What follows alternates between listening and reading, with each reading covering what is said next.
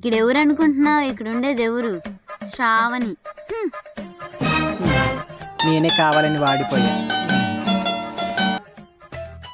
సరే సరేలే, లే గోడ కుర్చీ చేయొద్దు. చూడండి ఫ్రెండ్స్, వాడిపోయారు కదా, గోడ కుర్చీ వేయాలి కదా. చూడు, గోడ కుర్చీ వేయకపోయావు అనుకో మన ఫాలోవర్స్ దగ్గర మాట పోతుంది, పరుగు పోతుంది. నీ ఇష్టం.